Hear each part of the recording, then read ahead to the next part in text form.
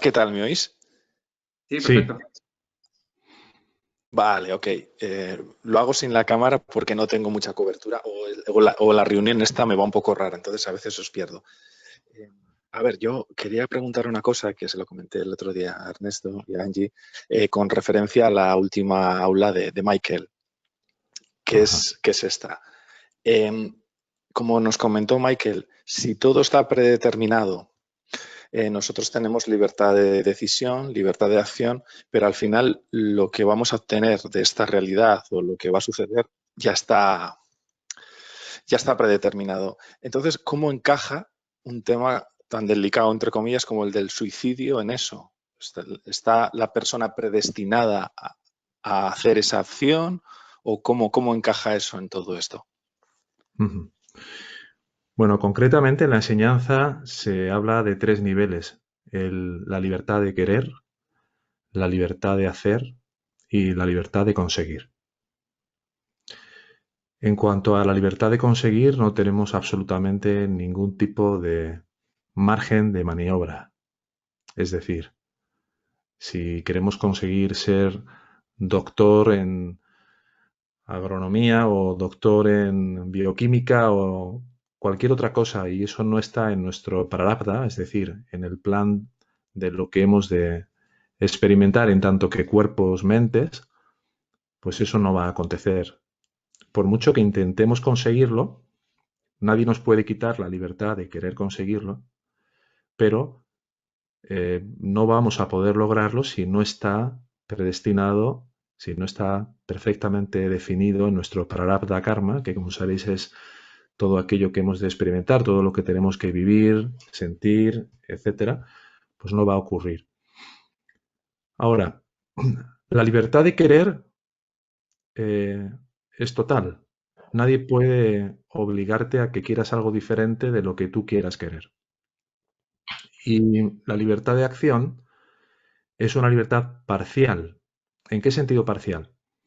Si para que ocurra algo de manera muy concreta en tu experiencia, has de hacer determinadas cosas que son conducentes a ese resultado, a esa, digamos, a ese desenlace, pues esas acciones van a ocurrir. Lo que ocurre es que cuando pretendemos llevar a cabo esas acciones y las tomamos como propias, o dicho de otra forma, consideramos que tenemos libre elección a la hora de elegir hacer determinadas cosas, eso solo es una especie de elucubración mental, pero como coincide en ocasiones que aquello que teníamos que hacer para que ocurriera algo coincide con lo que tenía que hacerse para que ocurriera algo, ahí llega la gran hipnosis que nos hace creer que, como yo pensé y me arrogué la autoría de esa acción, pues efectivamente ha ocurrido porque yo elegí hacer eso. Y esa es la gran ilusión. Si tiene que desencadenarse una determinada acción o varias acciones, una cadena de acciones, para que se manifieste un desenlace particular, eso va a ocurrir sí o sí. Y si no tienen que darse determinadas acciones, por mucho que yo quiera que ocurran, o por mucho que yo me empeñe en que no ocurran, si tienen que ocurrir o no tienen que ocurrir nunca, pues así va a ser también. Entonces, el suicidio, si alguien tiene que suicidarse en esta experiencia, como estamos hablando de que es el suicidio del cuerpo-mente que tomamos por yo, que tomamos por nosotros, pero que es un cuerpo-mente, no es nuestra verdadera identidad, no es lo que realmente somos. Es la falsa conciencia de nosotros mismos como cuerpos-mente, como la persona que el ego ha fabricado y que utiliza para vivirse a sí mismo dentro de este sueño de separación y de fragmentación. Entonces, si tiene que ocurrir que realmente ese cuerpo-mente termine suicidándose, eso va a ocurrir. Tratemos de hacer y poner todos los impedimentos para que no ocurra, o tratemos de querer, o tratemos de lo que sea. Si eso tiene que ocurrir, va a ocurrir. Ahora, ya se pueden sacar muchas conclusiones al respecto de esto, ¿no? De qué hace una persona que todavía está subyugada o abducida por la idea de que tiene una libertad plena de acción ante una situación en la cual pues acontece la idea del suicidio. Bueno, la enseñanza es muy clara.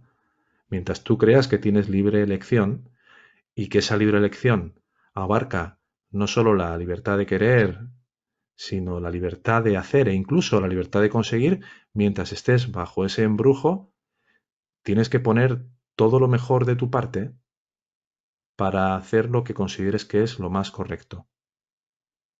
Porque el decir ahí, no, pues como dice la enseñanza o comentó este Ernesto en una charla el otro día, que va a ocurrir lo que tiene que ocurrir y que lo que yo quiera hacer al respecto para evitarlo o para conseguirlo, finalmente será o no algo que ha de darse o no ha de darse, pues entonces me quedo aquí en la cama y no hago nada si me vienen ganas de suicidarme.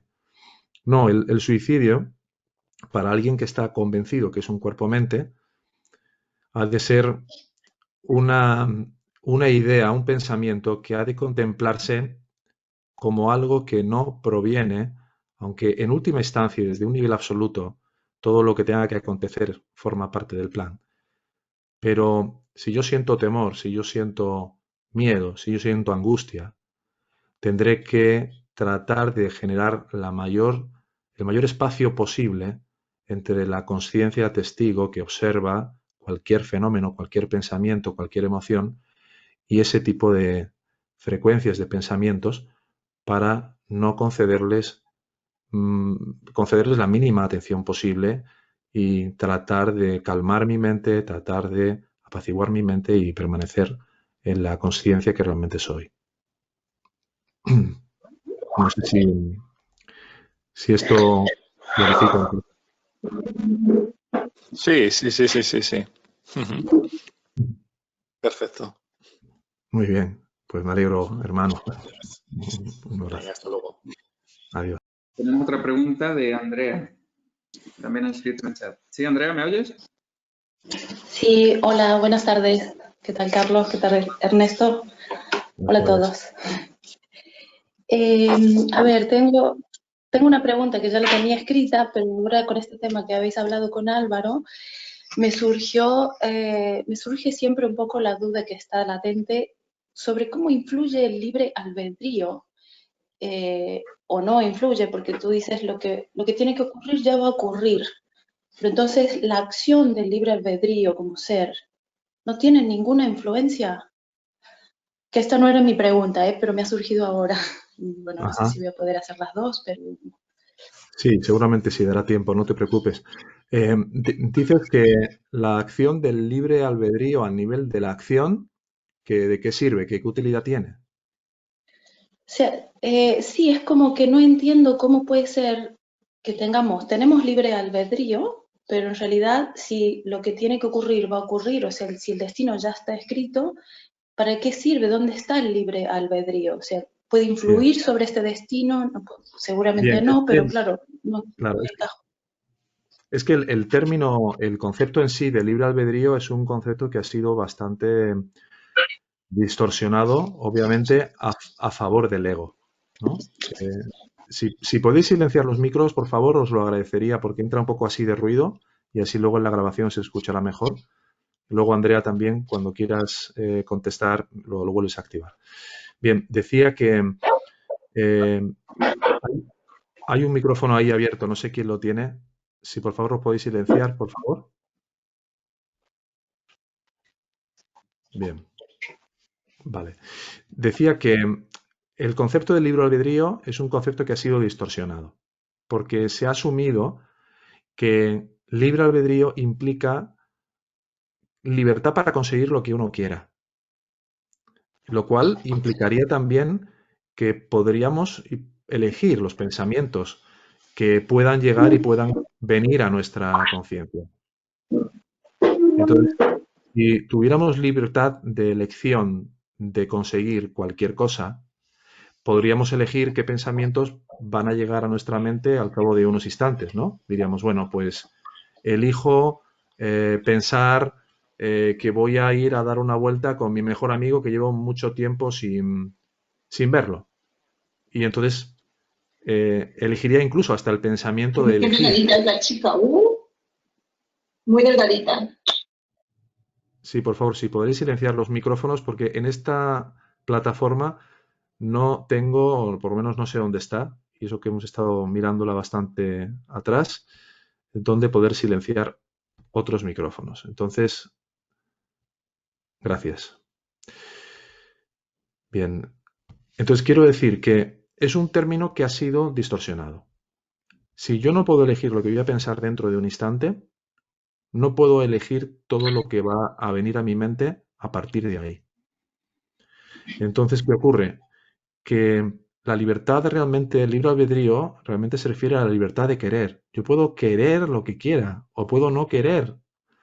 Y ese querer lo que quiera o no querer lo que no quiera, también está definido, en cierto modo, por las tendencias de aquellos apegos, aquellas aversiones que han configurado una determinada manera de responder en mí. Pero en la medida que yo deje de reaccionar a mis programas automáticos mentales, en la medida que yo dé respuestas distintas a las que obedecen a ese tipo de formas automatizadas en mí, puede haber un cambio en mi manera de abordar una serie de situaciones en mi vida. Esa forma diferente de abordar X situaciones, es decir, esa forma diferente de actuar en relación con algo, estará predeterminado si tiene que ocurrir para que se dé un determinado acontecimiento o desenlace a partir de ahí. Pero habrá formado parte de mi prarabdha o de mi karma en esta experiencia el que yo llegue a aprender a no reaccionar a determinados acontecimientos, a no dar respuestas basadas en el ego, como a lo mejor he venido haciendo durante toda mi vida, etcétera, etcétera, ¿no?